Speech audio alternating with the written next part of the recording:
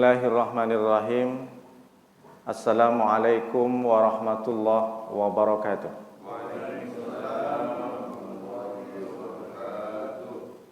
Alhamdulillahi ala ni'amihi fi hadzal syahri Syawalin alladzi ja'alana minal muslimin al-kamilin wa amarna bittiba'i sabilil mu'minin. Asyhadu an la ilaha illallah wahdahu la syarika lahul haqqul mubin. Wa asyhadu anna sayyidana wa nabiyana Muhammadan abduhu wa rasuluhu shadiqul wa'dil amin. Allahumma salli wa sallim wa barik ala sayyidina Muhammadin wa ala alihi wa sahbihi ajma'in.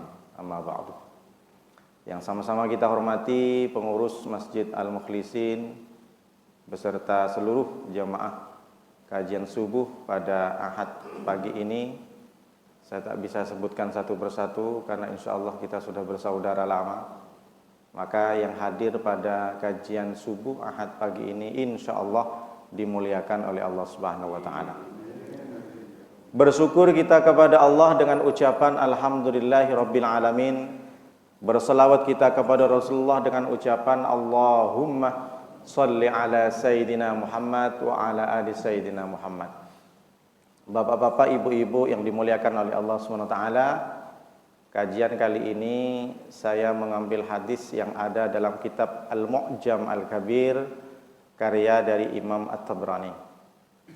Dan ini cocok untuk diamalkan setelah kita sudah memperbaiki hubungan kita dengan Allah, karena kita sudah puasa 30 hari di bulan Ramadan, kita sudah banyak iktikaf, kita sudah banyak ngaji, kita sudah banyak beristighfar, kita sudah banyak bersedekah, bahkan kita sudah mengeluarkan zakat, tidak hanya zakat fitrah, tapi zakat mal, zakat profesi.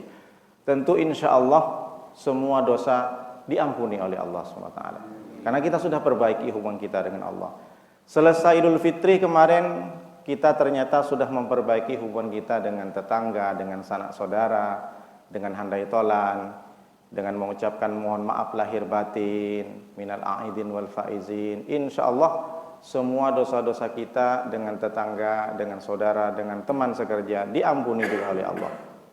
Karena yang paling berat itu minta maaf kepada manusia. Jadi tak bisa orang kalau pergi ke Mekah tiba-tiba nangis depan Ka'bah, ya Allah, ampuni dosa saya kepada tetangga. Tak bisa diampuni kalau kita tidak datang, kita tidak bersilaturahmi. Maka di Al-Mujizin saya yakin jemaah semuanya sudah halal bihalal, sudah silaturahmi, sudah melaksanakan dan berbagai macam bentuk silaturahmi yang diadakan. Nah, setelah kita memperbaiki hubungan dengan Allah, memperbaiki hubungan dengan manusia, saatnya kita kembali lagi Ramadan kan 11 bulan ke depan. Karena kita tidak tahu apakah puasa kita diterima atau tidak. Apakah selawat tarawih kita tidak terima? Setidaknya kita jaga. Amal-amalan yang kita sudah lakukan dijaga dengan cara apa Pak Ustadz? Dengan cara muhasabah diri, introspeksi diri.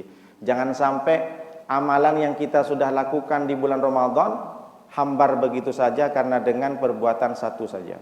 Nah, mesti harus hati-hati. Maka dalam hadis ini disebutkan oleh Rasulullah SAW ada 4 bagian, ada 4 part. Panjang hadisnya. Kalau kita sempat kita bahas semua, tak sempat separuh saja. Karena setiap bagian ada 3. Satu bagian ada 3, satu bagian ada 3, 4, 3 kali 4, 12. 12 perkara-perkara yang mesti kita jauhi, perkara-perkara yang kita mesti harus amalkan. Kata Rasulullah SAW, hadis ini datang dari Abdullah ibnu Umar, anaknya Sayyidina Umar. Riwayat hadis ini adalah Imam At-Tabrani.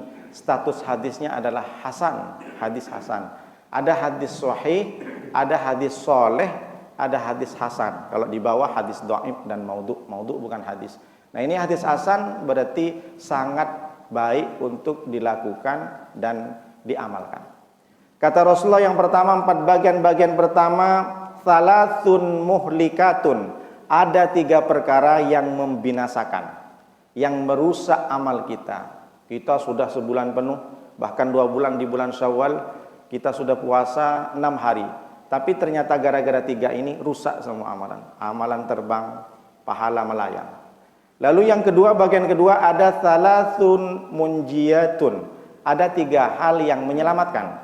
Jadi antonimnya, Yang 3 perkara pertama ini adalah yang merusak amal, lalu mesti harus diselamatkan dengan 3 hal ini. Yang ketiga, salasun kafaratun, 3 hal yang menutupi salah, menutupi silap, menutupi dosa kita, baik kecil ataupun besar. Dan yang terakhir, salasun darajatun, ada 3 hal amalan yang bisa mengangkat derajat kita. Kita ke bagian pertama saja dulu. Salasun muhlikatun, amal yang bisa, amal ibadah dirusak dengan 3 hal. Ada 3 hal yang membinasakan.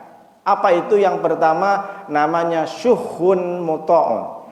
Syuhun muta'un itu adalah pelit yang ditaati. Muta' diambil dari kata ata'ah yuti'u, taat. Pelit yang diperturutkan, pelit yang ditaati, yang diikuti. Kenapa Rasulullah menyampaikan tentang pelit? Apa bedanya dengan bakhil? Kalau orang Melayu bilang kedekut. Ada bakhil, ada syuh. Kalau syuhun ini, kalau diibaratkan kakak kandung daripada bakhil. Bakhil itu pelit kepada harta sendiri, lewat kotak infak, sap. Nanti dipilih dulu di dompet itu. Mau 50.000 atau 2.000. Karena duit sekarang tuh hampir sama, Pak Ketua. 2.000 sama 50.000. Kalau orang agak sedikit sudah penglihatannya terganggu, masukkan kotak infak, dia ingin masukkan kotak infaknya 2.000, rupanya 50.000, sampai ke rumah, aduh ya Allah, salah pula infak katanya. Nah, ini namanya bakhil, pelit ke hartanya sendiri. Tapi kalau syuhun apa Ustaz? Pelit ke harta orang lain. Nah, ini yang luar biasa. Bagaimana Pak Ustaz? Gini contohnya, ada orang datang, tetangga kita tuh si Anu mau ngadakan akikah, iya, undangan khitanan. Kau bawa apa? Ya bawa amplop lah. Ada isinya? Ya pasti, tak mungkin amplop saja. Berapa kau mau kasih sama si tetangga kita? 100.000. Ah, banyak kali. 50.000 aja. Ini kan duit-duit orang. Akhirnya kenapa? Ah, aku tengok kemarin makanannya tak enak. Ikan asin sama nasi saja. Diprovokasi orang. Orang yang sudah naruh duit 100.000 di amplop, tapi dicegat sama orang yang punya potensi, punya sifat syuh. Tak usah 100.000, makanannya tak enak, masa ikan asin sama nasi saja kok ngasih 100.000, rugilah. Orang dianggap rugi padahal duit orang. Akhirnya orang mikir panjang, iya juga ya katanya, kalau 100.000 ini dibawa ke duduk di kafe, dibawa ke nasi kapau, banyak juga makanan daripada makan ikan asin. Akhirnya gara-gara itu orang tak jadi 100.000, jadi 50.000. Ini orang diprovokasi, pelit kepada harta orang lain. Kau mau kemana? Mau ke masjid, ada apa? Ada santunan anak yatim. Mau kasih berapa? Aku kebetulan dapat rezeki, mau kasih 300.000. Ah, tak usah, anak yatimnya tak jelas. Ya kayaknya anak yatim itu punya orang tua, pura-pura aja anak yatim. Akhirnya tak, jadi gimana? Tak usah, datang aja lah. Orang diprovokasi pelit kepada harta orang lain. Ini kata Imam Tabrani, yang pertama, dia pelit memprovokasi orang untuk tidak bersedekah. Gara-gara lisan dia, mulut dia, orang diprovokasi akhirnya tak jadi sedekah atau infak yang banyak, jadi separuh. Ada yang kedua, syuhun itu adalah dia pelitnya kepada apa yang dia makan. Dia tumpuk gajinya misalkan 15 juta. Full 15 juta itu tidak diotak-atik, ditaruh di rekeningnya, tapi ketika dia ingin belanja untuk istrinya, untuk makan, untuk SPP anaknya, untuk membeli baju anaknya, dia nanduk. Bagaimana caranya aku dapat untuk makan untuk istriku? Bagaimana caranya istriku pengen punya baju baru? Nah, karena kebetulan dia manajer, kebetulan dia direktur, gimana caranya? Dicarain di dalam kantornya itu ada sumbangan dan segala macam. Akhirnya ditilep lah, dibikin anggaran segala macam. Nah, kena tangkap sama KPK. Jadi apa maknanya? Orang pelit ke hartanya sendiri, orang pelit kepada harta orang lain itu, dia tumpuk gajinya untuk dimakan, dia nanduk ke orang. Jadi ada 2 makna, syuhun. Nah, setiap manusia memiliki potensi sifat syuh dalam hatinya. Jadi kita bukan menilai orang lain, coba dalam diri kita, ada nggak syuh seperti ini? Kalau bakhil dia hanya tak mau mengeluarkan infak ke hartanya sendiri. Tapi kalau syuhun, ini luar biasa. Adakah contoh di zaman Nabi? Ada. Siapa dia? Bahkan dia adalah orang tua dari sahabat Nabi yang paling jujur, yang paling hebat. Orang pertama kali yang masuk Islam. Siapa dia? Sahabat Nabi Abu Bakar Siddiq. Bapaknya namanya Abu Quhafah. Sebelum masuk Islam, kebetulan dia buta. Panggil si anaknya, kakak dari Siti Aisyah, namanya Asma bin Abu Bakar. Asma, sini dulu. Karena dia buta. Iya, Atuk, Datuk. Kamu tengok, cek dulu. Emas-emas yang punya Abu Bakar itu jangan-jangan sudah habis dia. Dinar dirhamnya. Kenapa? Kan sudah pergi Abu Bakar sama Muhammad, pergi hijrah. Jangan-jangan diprovokasi sama Muhammad, dihipnotis, dibodoh-bodohin sama Muhammad, diambil semua harta Abu Bakar, dibawa nanti ke hijrah ke Madinah. Tengok dulu, cek. Asma pun pikir, padahal karena memang kenyataannya semua harta milik Abu Bakar bukan hanya jiwa raga, bukan hanya sekedar badan saja, bukan hanya sekedar kesetiaan, loyalitas dari Abu Bakar yang diperuntukkan untuk Nabi dalam berdakwah Islam, tapi semua hartanya Abu Bakar dibawa oleh Abu Bakar untuk perjuangan dakwah Nabi SAW. Akhirnya dicarain sama Asma, diambil batu, dimasukkan ke karung. Setelah itu dikasih tahu sama Atuk, tuh ini tuh masih ada. Masih berat katanya, tengok. Oh iya, masih bongkahan-bongkahan emasnya masih banyak. Akhirnya percaya karena dia buta. Nah, ini contohnya bahwa zaman Nabi ada orang yang memiliki sifat syuh, padahal dia harta anaknya, bukan warisan dari dia, harta hasil dari Abu Bakar berbisnis, tapi dia pelit, jangan sampai harta anakku dibawa orang. Nah, ini namanya syuhun. Maka kalau ada sifat seperti ini, syuhun muto'on, diperturutkan terus, dipelihara dalam badan kita, dalam jiwa kita, dalam hati kita, maka amal kita tidak ada gunanya kita sujud, tidak ada gunanya kita berzikir, ngaji Al-Quran. Maka mudah-mudahan kita dihindari dari sifat yang pertama yang merusak dan membinasakan amal. Yang kedua, wahawan muttabaun, hawa nafsu yang dimanjakan. Apakah hawa nafsu haram, Pak Ustadz? Tak. Setiap manusia pasti punya hawa nafsu.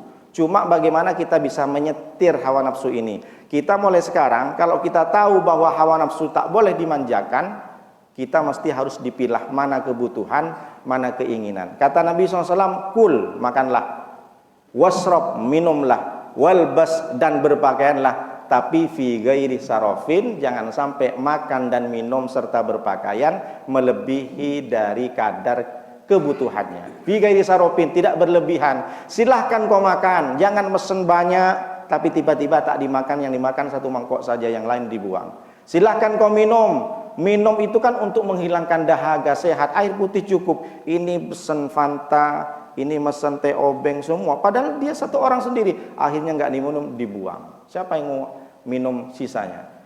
Berpakaian silahkan. Tujuan berpakaian apa? Berjilbab, berbaju perempuan, menutup aurat. Ini bajunya sampai 5 lemari misalkan. Masih minta sama bang, aku tak punya baju bang, padahal udah 5 lemari. Karena setiap hari nengok COD, nengok live FGB. Tapi bukan berarti saya bilang haram, tidak. Silahkan pakaian, silahkan makan, silahkan minum, tapi jangan sampai fi ghairi sarafin wala makhilatin. Jangan sampai berlebihan dan takut ada indikasi pengen dibangga-bangga. Beli baju sampai 3 juta, buat apa? Tujuannya untuk biar, wajarlah bajunya. Nah ini sekarang namanya itu apa? Kehidupan hedonis. Kalau orang sebut sekarang zamannya flexing. Apa? Pamer-pamer harta. Gara-gara pamer harta diciduk semuanya, masuk KPK. Nah, ini berarti dia tidak mengamalkan hawa, dia tidak menyetir hawa nafsunya. Silahkan kau pakai, tapi jangan sampai berlebihan. Sudahlah flexing. Flexing ini kan memamerkan harta, memamerkan semua apa yang kita miliki karena itu dianggap mewah, biar dianggap ini anaknya menteri, ini bapaknya menteri. Gara-gara itu semua sampai merembet ke orang tuanya, ditangkap. Ini berarti memamerkan di media sosial, di Instagram, di Facebook. Bukan tak boleh, silahkan, itu hartamu. Tapi berapa banyak orang yang melihat dengan flexing kamu, dengan kehidupan hedonis kamu, orang itu sakit hatinya, teriris. Apa maknanya? Mungkin kita di Facebook tidak tahu, ada orang yang mungkin teman kita itu jangankan mau pakai pakaian yang mewah, yang dimakan pun tak ada. Apa kata si kawan yang tidak mampu ini, ya Allah, tetangga saya ini kok selalu pamer. Kenapa harus pamer? Dia sudah tak pernah ngasih aku. Aku jangankan mau pamerkan harta, sepeda aku tak punya, rumah pun ngontrak, yang dimakan pun 3 hari aku dapat. Secara tidak langsung kita menyakiti orang, teriris hatinya, sakit tak berdarah kata orang. Jadi kita harus disetir. Kalau kita mengaku orang beriman, kalau kita mengaku pengen masuk surga, kalau kita mengaku mengikuti sunnah Nabi, maka jangan sampai ada wahawan muttabaun. Jangan sampai kita menyakiti orang. Memang kita tak mukul Pak Ustadz, saya tak menghina dia, tak mencaci maki. Tapi dengan postingan berapa banyak orang yang tersakiti. Jadi kita diajarkan oleh Rasulullah SAW agar kita jangan pernah menyombongkan diri dengan apa yang kita miliki. Belum tentu harta yang kita dapat itu akan kita bawa pulang. Yang dibawa pulang itu hanya kain putih saja, tidak ada artinya. Nanti bapak-bapak yang mungkin kaya saat ini, coba tanya sama ibunya, ibu, kalau aku mati, kamu mau ikut aku? Tak mungkin ibu itu bilang, iya bang, kalau kamu mati aku juga mati bang. Enggak lah bang, kalau kau mati aku berlaki lagi katanya. Sama juga dengan si suami. Suami kalau ditanya sama ibu, bang, kalau aku mati abang ngapain? Mau ikut aku? Enggak lah, berbini lagi. Jangankan sampai mati bininya, yang masih hidup bininya tidak berbini lagi. Bukan di sini, di luar sana. Jadi apa maknanya? Bahwa kita diajarkan oleh Rasulullah SAW, setir nafsumu. Silahkan kau pakai nafsu. Kalau ada manusia tak ada hawa nafsu, berarti bukan manusia. Dia malaikat, dia berwujud manusia. Ini yang kedua. Lalu yang ketiga, i'jabul mar'i binafsihi. Perkara yang bisa membinasakan, merusak amal adalah ujub, bangga, kagum kepada diri sendiri. Kalau bukan saya itu Pak Ustadz, masjid itu tak punya mimbar. Kalau bukan karena saya Pak Ustadz, kipas angin AC itu tak ada dalam masjid itu. Kalau bukan karena saya Pak Ustadz, anak yatim di kompleks saya itu tak bakal kuliah dia. Oh itu karena saya Pak Ustadz. Saya dulu Pak Ustadz seorang ini. Kalau saya, dikit-dikit saya. Bangga dengan dirinya. Padahal semua itu atas karunia Allah. Makanya kalau kita dipuji oleh orang, bu, cantik bu ya anaknya, katakan alhamdulillah, ini atas karunia Allah. Ini kadang beda. Bu, anaknya cantik, siapa dulu mamanya? Pak, anak bapak hebat ya, dapat juara, dapat beasiswa. Siapa dulu bapaknya? Bapak sukses sekarangnya, mantap ya, luar biasa. Punya perusahaan besar. Iya, itu atas kerja saya. Kerja keras saya dari kecil, saya memang sengaja biar saya kaya. Dari kecil saya tak makan nasi, makan mie terus. Ini karena tidak ada campur tangan Allah. Ini tak betul. Ijabul mar'i, kagum, bangga. Apa bedanya dengan sombong? Kalau sombong, tapi kalau orang Indonesia ini kan kadang salah-salah membahasakan, membiasakan kalimat. Kalau sombong itu definisi Nabi, al-kibru bitrul haq. Sombong itu menolak kebenaran. Jadi ada orang dinasehati ngeyel, ini tak boleh, menurut Rasulullah ini haram. Enggak lah, aku pernah ngaji. Itu sombong namanya. Tapi sudah menjadi bahasa biasa. Orang sombong tuh angkuh, congkak, yang kepalanya naik ke atas. Tak, itu lebih kepada ujub, karena dia bangga. Sama dengan Fir'aun. Fir'aun itu lebih ke ujub. Jadi ada contohnya, Allah sudah menyampaikan di dalam Al-Quran, ada orang ujub dengan kekuasaannya. Siapa? Fir'aun. Dia bangga dengan kekuasaannya karena merasa dia raja, sehingga dia mengatakan, ana rabbukumul a'la, aku adalah Tuhan yang paling tinggi. Bagaimana balasan Allah? Azab kepada Fir'aun yang bangga dengan kekuasaannya, dia diazab oleh Allah, tenggelam di Laut Merah. Begitu juga ada orang sekarang, mentang-mentang dia kepala dinas, mentang-mentang direktur, mentang-mentang manajer, punya jabatan yang tinggi, sehingga dia sudah tidak mau bertegur sapa dengan tetangga. Kenapa kok tak pernah ngomong? Sekarang saya sudah manajer, tak level aku ngomong sama dia. Ini bangga dengan dirinya sehingga lupa dengan apa yang dia miliki, padahal semua itu adalah milik Allah. Alhamdulillah katsira. Ketika kita dipuji oleh Allah, semua itu pujiannya untuk Allah Subhanahu wa taala. Jadi kita itu tu'izzu man tasa' wa tudhillu man tasa'. Hari ini kita punya jabatan tinggi, harta yang banyak, dipuji-puji oleh orang bukan karena kita yang mantap, bukan karena kita yang paten. Tapi saat ini Allah tutupin aibmu, dan saat ini memang Allah angkat derajatmu. Tu'izzu man tasa'.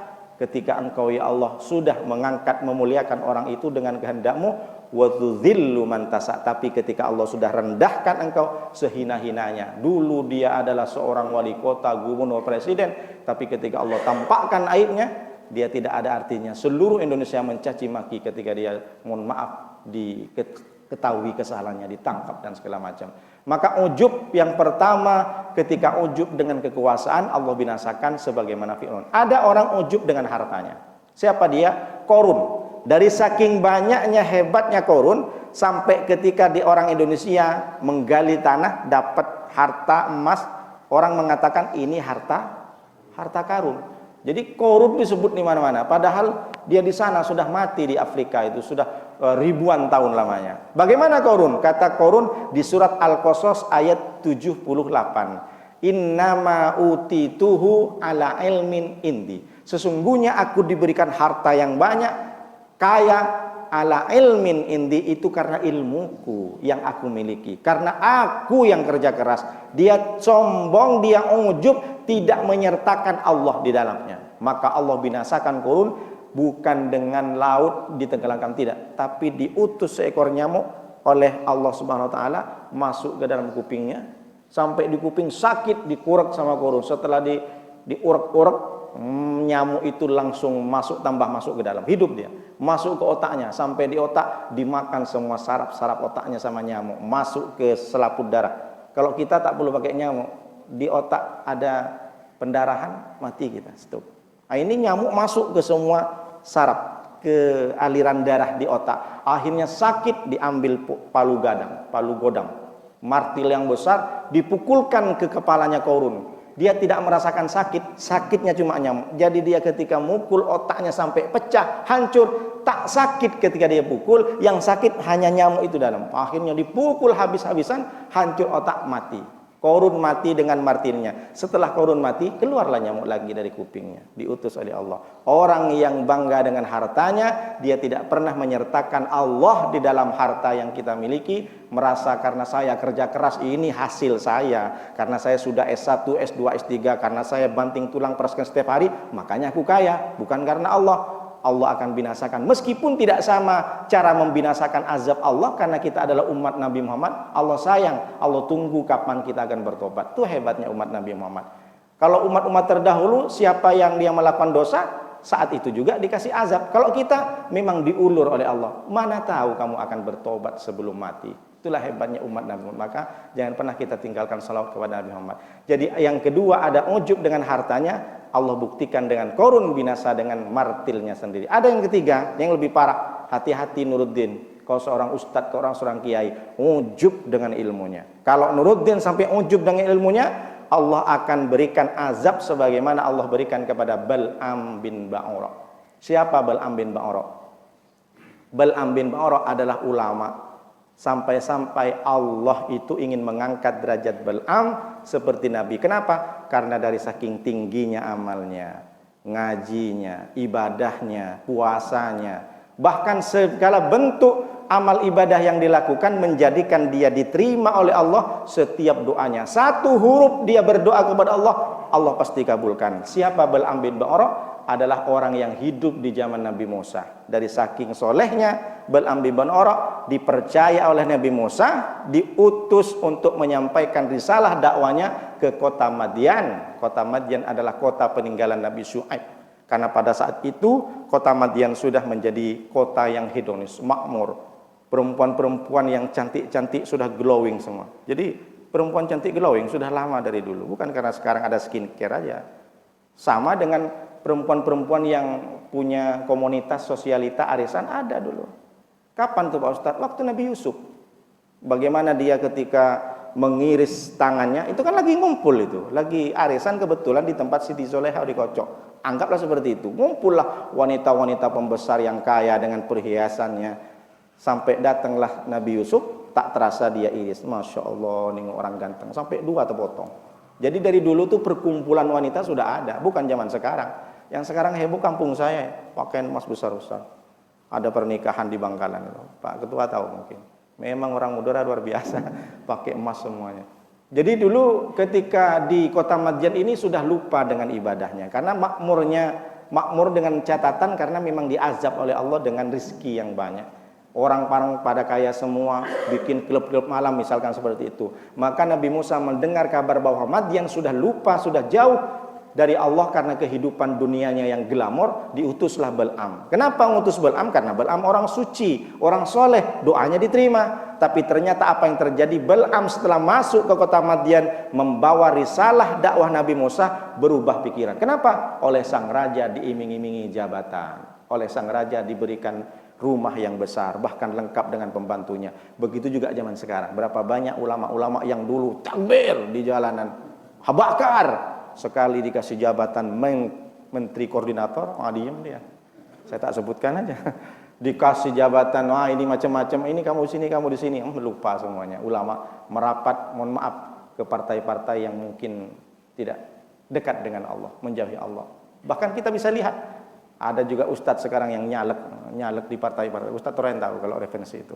Saya tak bisa sebutkan. Ketika sudah masuk ke kota Madian, Bal'am yang orangnya suci, yang sudah bersih, tapi karena diiming-imingi, anggaplah disogok oleh sang penguasa. Kenapa? Sang penguasa, sang raja pada itu tahu. Ini Bal'am bawa risalah, ini akan merubah sistem. Sistem kita sudah bagus. Perempuan buka aurat tidak masalah, orang pada senang, rakyat senang. Di mana-mana ada pesta, pesta yang melupakan yang jauh dari Allah. Dianggap ketika datang Bal'am ini akan merusak sistem. Begitu juga kita lihat di negara ini, ketika ada seorang DPR yang mengusulkan harus begini syariah, dianggap ini akan merubah sistem demokrasi Undang-Undang 45. Saya tak bicara jauh-jauh, nanti ditangkap pula. Jadi si Bal'am ini datang, dikasih jabatan, akhirnya lupa. Dia lupa dengan apa misinya datang ke kota Madian. Akhirnya pada suatu ketika Nabi Musa mengutus anak buahnya, anggotanya, tanya sama Bal'am, kapan kira-kira saya akan masuk ke sana? Kayaknya Bal'am sudah bercerita bahwa akan datang Nabi Musa dengan pengikutnya untuk merubah demokrasi menjadi syariat, merubah undang-undang amandemen yang ada di kota Madian menjadi syariat. Akhirnya karena si Bal'am ini sudah bercerita kepada raja, si raja dicari caranya bagaimana Bal'am ditambah lagi hartanya, sehingga Bal'am bisa membatalkan. Bal'am kasih tahu sama Musa, jangan datang ke sini merusak, mengacak-ngacak undang-undang yang ada seperti ini. Kita sudah makmur, kita sudah tenang. Jangan sampai nanti misalkan pada saat ini, jangan sampai prostitusi ditutup, jangan sampai klub-klub malam ditutup hanya gara-gara orang baru dia merusak tatanan negara. Oh, begitulah agaknya ngomongnya. Akhirnya Bal'am mengumpulkan semua orang-orang kaya di situ, dikumpulkan. Nanti kalaupun memang Musa dan pengikutnya datang sini, semua cewek-cewek cantik, perempuan cantik, silahkan kalian keluar, jamu mereka. Karena pengikut-pengikut Musa memang senang dengan kehidupan glamor. Siapkan vodka, siapkan cifas topi miring. Kok tahu Pak Ustaz?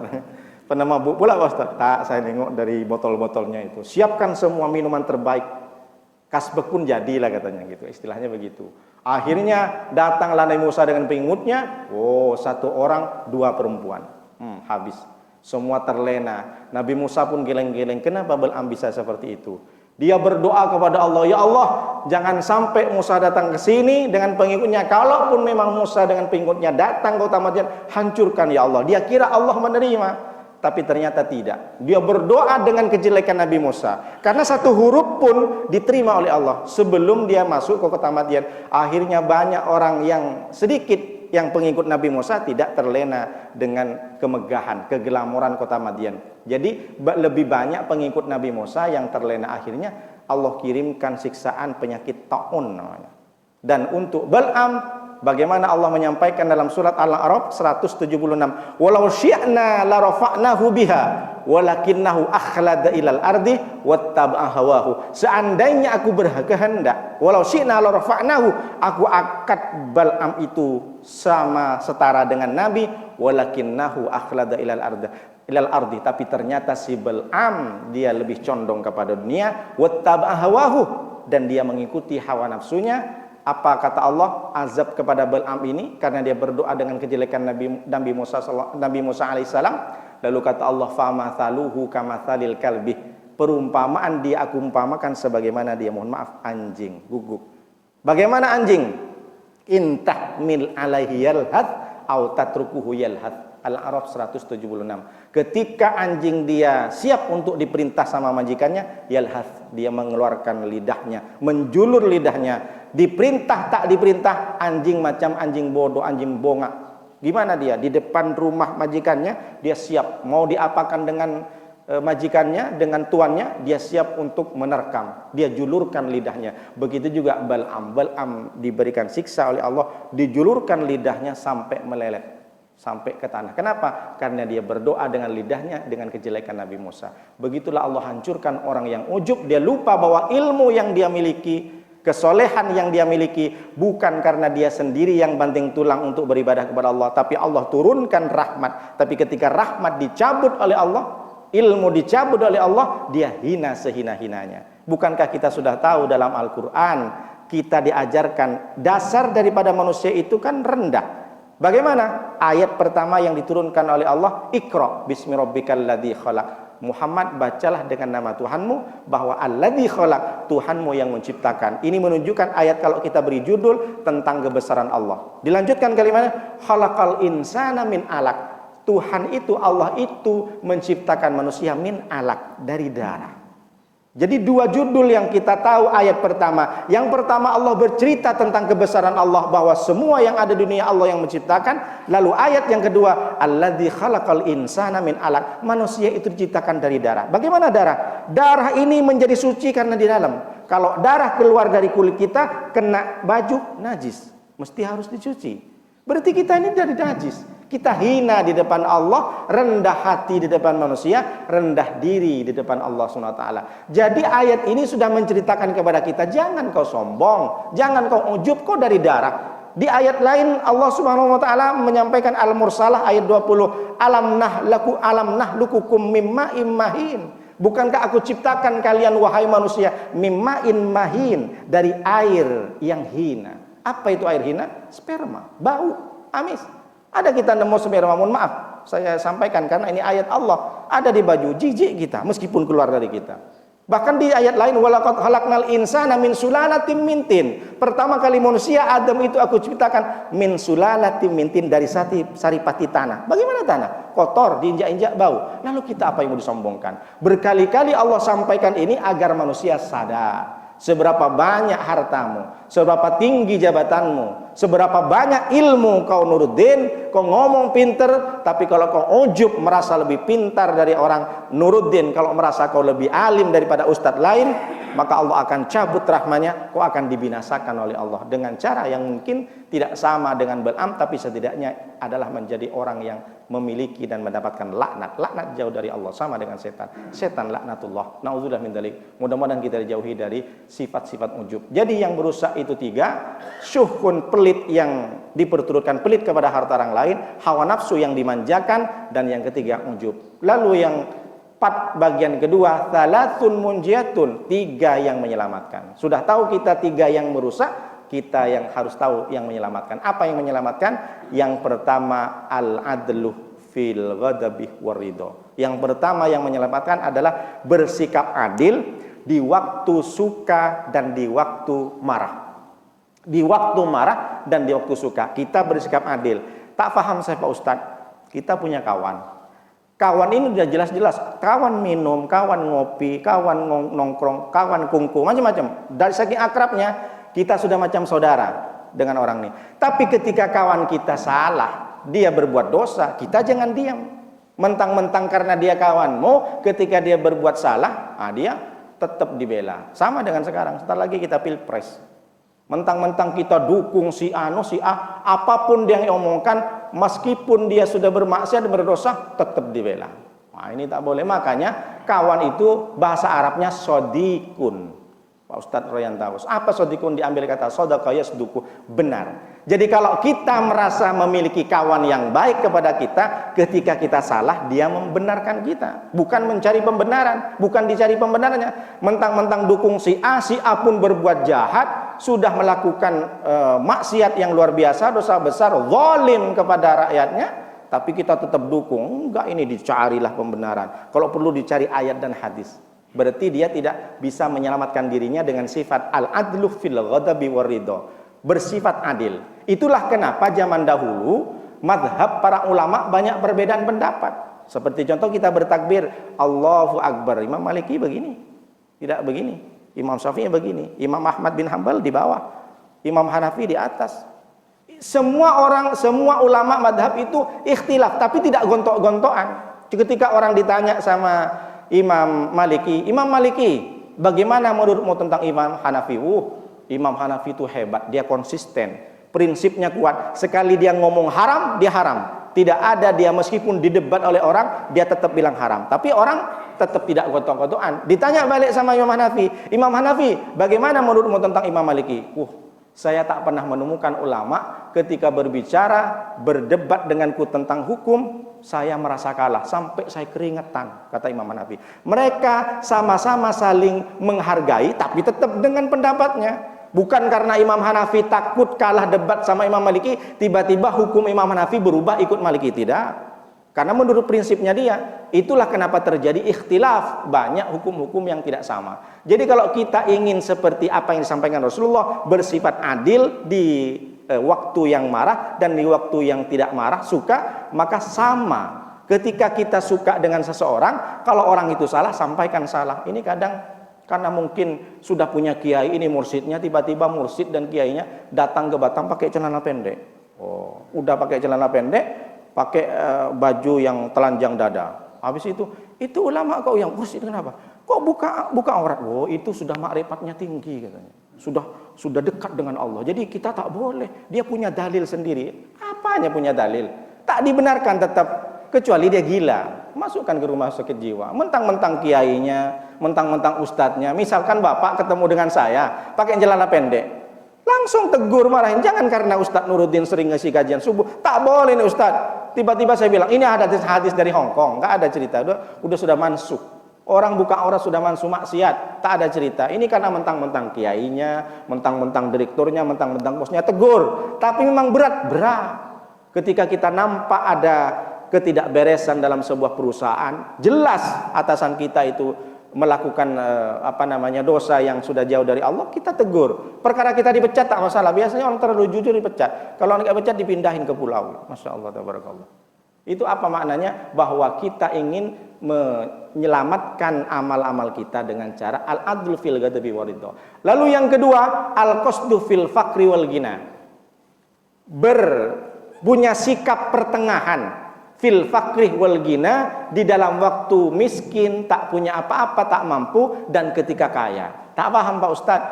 Dia beribadah kepada Allah, tidak milih-milih ketika dia kondisi. Ketika dia sudah jatuh bangkrut, luar biasa. Bukan cuma 5 waktu ke masjid, setiap detik ada di masjid. Kenapa? Aku udah banyak dosa katanya. Kebetulan bangkrut dia dagangannya, tak pulang-pulang dari masjid. Ya Allah. Tapi sekali dikasih rezeki sama Allah, lupa dia.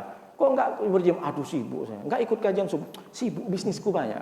Sekali Allah kasih kekayaan sedikit, udah hilang. Tak pernah ketemu dengan tetangga, asik nak ngopi sana sini, bisnis, sibuk dengan urusannya. Padahal sedikit Allah kasih kekayaan. Tapi ketika sudah jatuh, istri meninggal, anak meninggal, bangkrut, di PHK, masya Allah, nangislah Allah, minta ampun ya Allah. Berarti dia tidak bersikap al-qasdu fil fakri wal ghina. Jangan dianggap sama dengan orang seperti sekarang. Di Ramadan dia luar biasa ngaji sampai hatam 3 kali, mati-matian, banting tulang untuk beribadah, peras keringat, pokoknya macam-macam lah dilakukan itikaf. Tapi selesai Ramadan, selesai semua. Dia anggap orang seperti ini Allah hanya ada di Ramadan saja. Boleh jadi dalam hatinya dia menganggap Allah di Ramadan dengan Allah di bulan-bulan yang lain, mereka anggap tidak sama. Padahal Allah yang kita sembah di bulan Ramadan dan Allah yang disembah di luar Ramadan sama atau tidak? Sama. Bahkan Allah mengatakan walillahil masyriqu wal maghrib fa aina ma tuwallu fathama wajhullah. Sesungguhnya Allah itu memiliki timur dan barat. Ketika dimanapun engkau berada, fathama wajhullah, disitulah ada Allah. Jangan tidak sama ibadah kita di bulan Ramadan dengan di bulan Ramadan. Sama dengan orang pergi ke Mekah, di depan Ka'bah nangis-nangis, tak mau pulang dari Ka'bah, labbaik Allahumma, sampai nangis. Tapi selesai dari Mekah, sudah tidak ada lagi mau nangis-nangis ke Allah. Udah selesai aku haji katanya. Dia dianggap Allah yang di Mekah dengan Allah yang di Indonesia tidak sama. Padahal Allah sama. Jangan perlakukan Allah hanya karena tempat. Jangan perlakukan Allah hanya karena bulan. Mentang-mentang karena bulan Ramadan, dia agungkan Allah. Dia nangis-nangis ke Allah. Di luar Ramadan dianggap sama. Allah tetap tidak pernah beda. La ta'khudhu sinatu wala naum. Maka kalau kita faham dengan al-qasdu fil fakri wal ghina, kita tidak bisa membeda-bedakan ibadah kita. Ibadah di bulan Ramadan kita tinggi, luar biasa, begitu juga di luar Ramadan. Sama dengan ketika kita ke Mekah, pergi tawaf, kita berdoa tak berhenti, begitu juga meskipun kita tidak mengelilingi masjid ini, setidaknya zikirnya sama, karena Allah yang kita sembah sama. Aina ma kuntum wa huwa ma'akum. Dimanapun kamu berada, di surat Al-Hadid, Allah itu beserta kalian. Allah itu dekat, min hablil warid, lebih dekat daripada urat nadi kita. Jadi jangan dianggap Allah itu beda. Maka kalau kita punya sifat seperti ini, insya Allah akan menyelamatkan. Yang ketiga, khasyatullahi fis sirri wal ananiyah. Yang ketiga yang menyelamatkan adalah takut kepada Allah fis sirri wal ananiyah, di waktu sir wal ananiyah, di waktu terang-terangan, di waktu tak ada orang ataupun di banyak orang. Ini sekarang beda. Ketika masuk ke masjid, bukan di sini. Masuk ke masjid, Allahu Akbar. Biasa di rumah, kalau di masjid dia baca suratnya amma yatasaalun anin naba'il azim. Salat sunat, bukan salat fardu. Kalau salat fardu ikut imam. Lama betul karena banyak orang. Tapi sekali sampai di rumahnya, jangankan mau baca surat amma, surat juz amma, surat an-naba. Di rumahnya niat iftitah Fatihah sama surat satu kali nafas. Allahu Akbar. Berbeda ibadahnya. Takut kepada Allah di waktu sir tidak ada orang dan di waktu banyak orang sama. Karena yang kita minta, yang kita sembah Allah, bukan manusia. Ini karena banyak orang, lama-lama sholatnya. Berarti dia anggap ibadahnya untuk orang. Kalau kita ibadahnya untuk Allah, maka kita tidak ada bedanya. Jadi samakan ketika kita sholat sendirian di rumah, sholat sendirian di masjid yang tak ada orang. Ketika kita juga sholat, mentang-mentang datang mertua dari kampung, Masya Allah mantuku hebat. Berarti tak salah anakku itu dapat mantuku. Kenapa? Tak pulang-pulang dari masjid. Luar biasa. Ketika mertua tak datang, jangankan ke masjid. Nengok masjid tak pernah. La ilaha illallah. Ini membedakan Allah. Jadi takut kepada Allah di waktu yang tidak ada orang, di waktu sepi ataupun di terang-terangan. Ini 3 yang menyelamatkan. Masuk ke bagian ketiga. Sedikit lagi selesai. Cepat. Yang ketiga, salasun kafaratun, 3 yang menutupi dosa. Apa itu Pak Ustadz? Yang pertama, intidarus sholah ba'da sholah. Yang bisa menutupi silah dosa-dosa kecil itu adalah intidarus sholah ba'da sholah, menunggu sholat setelah sholat. Ini yang terjadi, sholat yang nunggu kita. Kalau tak adzan, kalau tak iqamat, tak datang-datang. Macam saya, kalau iqamat baru datang. Saya nggak bilang sama orang lain. Jadi ini kalau ingin menutupi dosa-dosa kecil kita, maka kita pastikan sholat subuh jam berapa? Jam 4.35 misalkan. Maka dari jam 4 sudah datang. Ini namanya menunggu sholat. Bukan berarti dari duhur sampai asar tak turun-turun dari masjid. Kenapa kau tak kerja lagi? Udah masuk kantor. Aku nunggu sholat biar ditutupi kesalahan. Jangan seperti itu. Maksudnya nunggu sholat agak-agak lama adzan sudah datang. Ini enggak kan? Kita mau ke masjid nunggu sholat.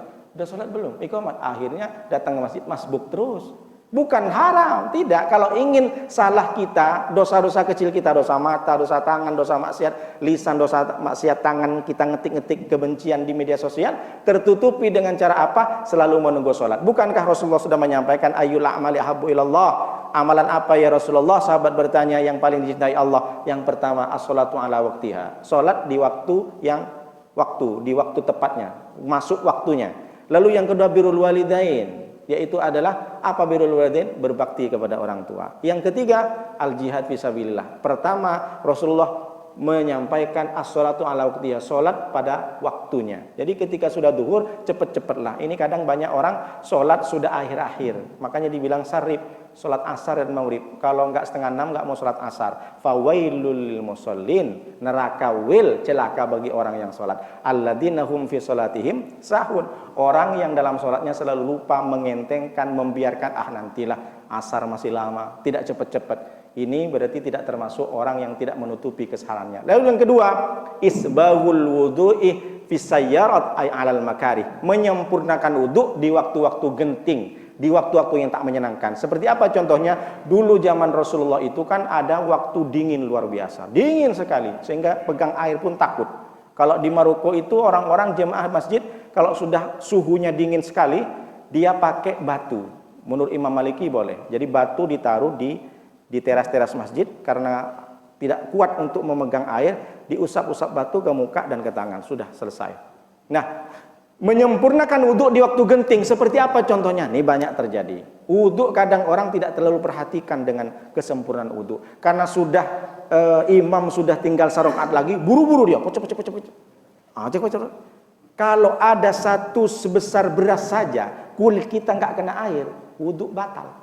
Kalau wudhu batal, sholatnya sah apa enggak? Tidak sah. Karena wudhu adalah syarat sahnya sholat. Maka hati-hati wudhu. Jadi mesti mulai dari muka kita, tangan kita, betul-betul sampai ke batasannya. Kata Allah SWT dalam surat Al-Maidah ayat 6, ya ayyuhalladzina amanu idza qumtum ilas sholati fagsilu wujuhakum wa aydiyakum ilal marafiqih wamsahu biru'usikum wa arjulakum ilal ka'bain. Ketika engkau mau mendirikan salat, basuhlah. Basuh bukan usap, fausilu wujuhakum, basuh. Jadi batasannya gimana Pak Ustadz? Kalau dari kanan ke kiri, dari paku, macam paku nih, paku telinganya. Nggak punya paku, agak-agaknya lah. Mana tahu orang tak punya paku seperti ini, agaknya seperti ini di sini. Pastikan air sampai ke sini. Di bawah dagu sampai ke tempat tumbuhan rambut. Pak Ustadz, tumbuh rambutnya Bapak saya sampai ke sini, Pak Ustadz. Apakah tak usah? Itu kan karena sudah botak, kayak saya udah punya botak. Tak perlu. Ini tumbuh rambut saya di sini, Pak Ustadz. Itu bukan di situ, di sini. Agaknya seperti itu. Muka selesai, habis itu baru tangan. Ingat, faghsilu wujuhakum wa aydiyakum ilal marafiq.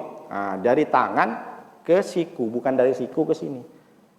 Apakah tidak sah? Tetap sah, tapi tidak utama. Jadi mestinya harus dari sini. Kenapa harus dari tangan? Dokter kalau mau operasi mencuci tangan pasien itu dari tangan, bukan dari siku, agar daki-daki di kuku ini hilang. Kalau sempat ada daki, air tak masuk, batal wudhunya. Kalau wudhu batal, maka batal juga sholatnya, tidak sah. Jadi dari sini agar bisa disucikan sampai ke sini.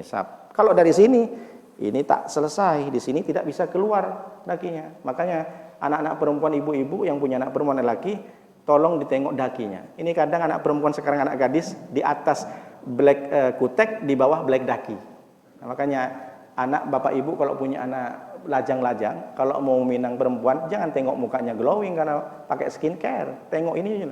Kalau anak gadis kukunya hitam-hitam pakai kutek, di atas pakai kutek, di bawahnya banyak daki, janganlah.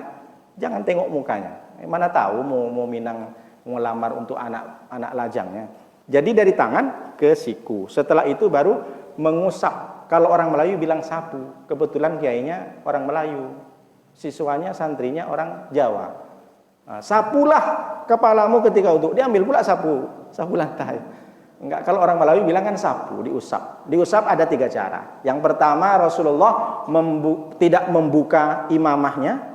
Lam yangkut imamahu, tidak membuka, jadi hanya dibasahin ujung dari sorbannya. Begitu juga ibu-ibu, kalau banyak laki-laki tempat wudhunya, maka tak perlu lebar-lebar buka jilbabnya, cukup gitu. Yang kedua, dia seperti Imam Maliki, ikut Imam Maliki. Jadi semua dibasahin tangan, maka semua diusap ke sini sampai ke belakang, dari belakang ditarik lagi. Jadi kalau ada seperti ini, berarti ikut Imam Maliki. Sama juga, Rasulullah juga melakukan seperti itu. Kalau Imam Syafi'i cukup 3 lembar. Jadi agak-agaknya 3 lembar. Jangan pula main ketika ngusap wudhu diambillah 1 lembar dulu. Sambil diusap 1 lembar. Ditanya sama kawan, kenapa kok ngusap kepala kayak gitu? Imam Syafi'i 3 lembar. Aku belum sampai ini, masih 1 lembar. Bukan seperti itu. Maksudnya sedikit saja. Jangan gara-gara 3 lembar diambil satu-satu 3 lembar. Kapan selesainya wudhunya? Yang penting bisa basahlah kepala. Jadi ada 3 versi. Yang pertama, Rasulullah membasahi imamahnya tidak dibuka. Lalu yang kedua dibasahin semua, lalu 3 lembar menurut Imam Syafi'i. Tapi kalau menurut Imam Hanafi, dia separuh. Berarti ada 4. Dibasahin tangannya separuh setengah, masukkan ke kepala, udah. Tapi kalau Imam Maliki semua dari belakang ke depan. Jadi kalau kita menyempurnakan wudhu seperti ini, maka kita akan menghapus dosa. Sebagaimana kata Rasulullah, kharajat khotoyahu, gugur dosanya ketika dia membasuh mukanya. Apa yang dilakukan dari maksiat muka? Mata yang banyak, mulut. Maka insya Allah kalau kita menyempurnakan wudhu, akan dosa-dosa di muka ini yang kita lakukan akan dihapus oleh Allah. Ketika kita mengusap tangan, membasuh tangan, maka dosa-dosa yang dilakukan tangan akan terhapus. Itulah kenapa setelah wudhu ada doa apa?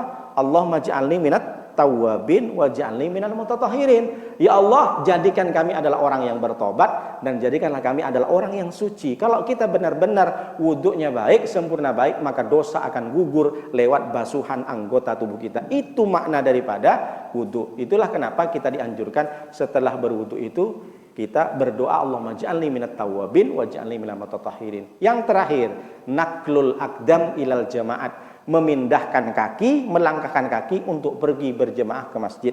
Jadi orang yang sudah berjalan ke masjid, bapak-bapak, ibu-ibu yang datang setiap kajian subuh, berjemaah setiap waktu, Allah akan hapus dosanya. 1 langkah ketika bapak ibu datang ke majlis taklim, ke masjid, akan menghapus dosa. 1 langkah akan mengangkat derajat. Begitu juga seterusnya. Semakin banyak langkah kita ke masjid, maka semakin banyak peluang kita diampuni oleh Allah dosanya.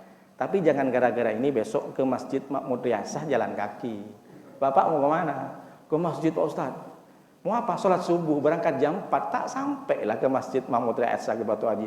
Ngapain jalan kaki? Kata Pak Ustadz Nuruddin, satu langkah menghapus dosa, satu langkah mengangkat derajat. Nah ini semakin banyak saya langkah ke Masjid Makmur Riyasah Ustadz, berarti semakin banyak dosa diampuni.